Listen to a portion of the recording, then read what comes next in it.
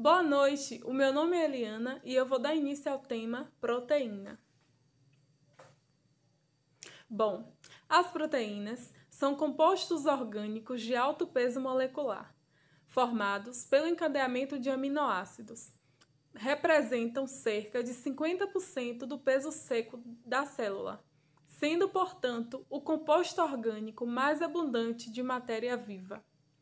Estão presentes em diversos tipos de alimentos e, quando ingeridos, são absorvidos para desempenhar suas funções no organismo, seja na composição do músculo, propiciando a sua contração, na defesa do organismo ou na transformação de energia. Quimicamente, as proteínas são polímeros de alto peso molecular, acima de 10.000, cujas unidades básicas são os aminoácidos ligados entre si por ligações peptídicas. As propriedades de uma proteína são determinadas pelo número e espécie dos resíduos de aminoácidos, bem como pela sequência desses compostos na molécula. Bom, onde ocorre a síntese de proteína? A síntese de proteína ocorre nas células vivas sob a influência de sistemas enzimáticos e a ligação peptídica é repetida, formando cadeias longas de resíduos de aminoácidos. As proteínas sofrem mudanças em suas estruturas com muita facilidade, o que torna bastante difícil o estudo desses compostos. Classificação das proteínas. As proteínas são classificadas em 3 grupos principais, sendo que na natureza são encontradas apenas 2 grupos, que são proteínas simples, que são aquelas constituídas exclusivamente por aminoácidos, e proteínas conjugadas, que, por hidrólise, liberam aminoácidos mais um radical não peptídico, que é o grupo prostético. Exemplo: metacoproteínas, M-proteínas, lipoproteínas e glicoproteínas. Metabolismo da proteína. As proteínas degradadas no processo digestivo resultam em aminoácidos que são absorvidos pelas células epiteliais do intestino delgado, transportados para a corrente sanguínea e distribuídas aos diversos tecidos. O fígado é o órgão mais importante da disseminação dos aminoácidos, etapa preliminar na sua interconversão nos diversos aminoácidos não essenciais e oxidação. Neste processo, ocorre a síntese de ureia, a qual é excretada na urina. Várias proteínas plasmáticas são sintetizadas exclusivamente no fígado. Como resultado dessas atividades, o fígado ele é capaz de controlar os níveis plasmáticos de ureia e de proteínas. Digestão. Bom, a digestão das proteínas começa no estômago, que, devido à presença de ácido clorídrico, desnatura as proteínas, ou seja, destrói as ligações de hidrogênio da estrutura química. No intestino delgado, as proteínas sofrem a ação das enzimas produzidas pelo pâncreas, que é a tripsina, quimotripsina, elastase e carboxipolipeptidase. Bom, após os peptídeos, e aminoácidos absorvidos, são transportados ao fígado através da veia porta e apenas 1% da proteína ingerida é excretada nas fezes. Os aminoácidos participarão na construção e manutenção dos tecidos, formação de enzimas, hormônios, anticorpos, no fornecimento de energia e na regulação de processos metabólicos. como anabolismo e catabolismo. Olá, me chamo Adriana, vou falar um pouco sobre a absorção da proteína, os aminoácidos di e tripeptídeos, a transferência passiva por difusão simples. Olá, eu me chamo Adriana e irei falar um pouco sobre a absorção da proteína, os aminoácidos di e tripeptídeos.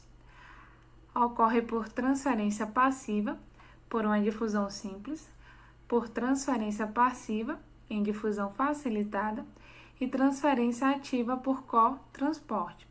Os aminoácidos são absorvidos no jejunum e porção superior do ilíaco. O transporte de aminoácidos na difusão passiva ou simples, quanto maior hidrofóbico for o aminoácido e maior o gradiente de coeficiente através da membrana, será a transferência por difusão simples. Ocorre por vias celulares ou paracelulares.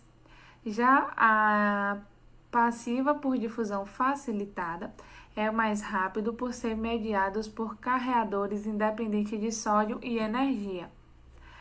A ativa por cotransporte é contra gradiente concentração, ocorre o gasto de energia.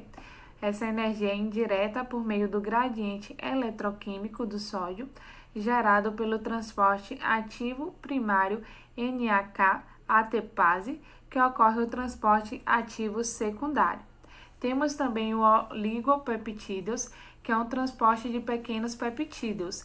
Esse transporte independente do realizado pelos aminoácidos. É mais eficiente e rápido que o dos aminoácidos. No enterócito são hidrolisados por peptidases citossólicas a aminoácidos individuais poucos de peptídeos no sangue. 1/4 da proteína é absorvida de e tripeptídeos. O local de absorção ocorre no intestino delgado e no intestino grosso. No intestino delgado, pequenos peptídeos ocorrem em todo o intestino delgado. Os aminoácidos livres ocorrem no intestino delgado proximal. Já no intestino grosso, ocorre no cólon, o local de ação de bactérias putrefáticas que atacam substâncias nitrogenadas, liberando aminas e formando idol, escatol, fenol, amônia e etc., absorvidos ou metabolizados pelo intestino grosso. A importância nutricional dos peptídeos. A absorção é mais rápida que o dos aminoácidos, evita a competição pelo sistema transportadores de aminoácidos, formas oligoméricas são mais econômicas para a célula que as monoméricas, possui menor osmolaridade e menor possibilidade de diarreia quando empregadas nas dietas enterais. Reduz o risco de insolubilidade e instabilidade de aminoácidos. Têm sido recomendadas para vários tipos de doenças intestinais ou para a suplementação das dietas de idosos. O destino dos aminoácidos absorvidos, poucas quantidades circulantes no sangue, é devido à digestão e absorção se estende por 2 a 3 horas. Apesar disso, a velocidade da remoção é rápida. Os aminoácidos sanguíneos ocorrem dentro de 5 a 10 minutos após caírem na circulação. São captados por células em todo o tecido. Isso ocorre no transporte ativo ou facilitado por carreadores.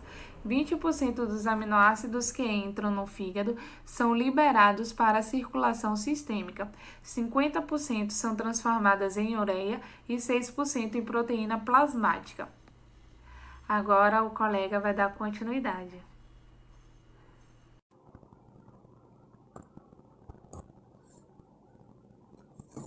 Olá, vamos falar sobre a estrutura e propriedades físicas, da proteína, Continuando no assunto de proteínas.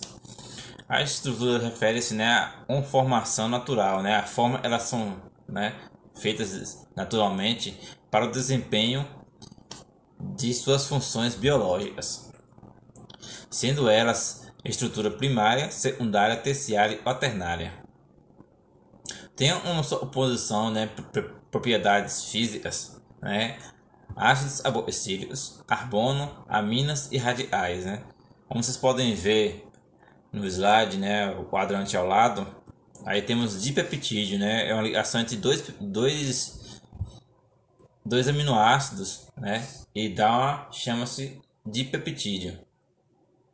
E onde se tem ligações entre vários aminoácidos é chamado de polipeptídeos, quer dizer, uma ligação de vários peptídeos, né? Vocês também estão vendo aí a proteína, né? Um exemplo de proteína. Uma ligação de vários aminoácidos, uma cadeia longa de peptídeos, e aí se dá o nome de proteína, né? Onde vocês têm vários aminoácidos e tem uma função específica no nosso organismo. Vamos falar sobre a estrutura primária, né, conhecida também como resíduos de aminoácidos. Ela é específica, né, ela tem uma ligação, uma ordem, né, os aminoácidos estão ligados entre si. Essa ordem é determinada pelo armazenamento dos genes, né, e ela é responsável, né, determina a estrutura secundária, a estrutura terciária das proteínas. A secundária, também conhecida como alfa-hélice, né, ela é a estrutura secundária formada por ligações de hidrogênio entre os átomos ao longo da cadeia principal de peptídeo.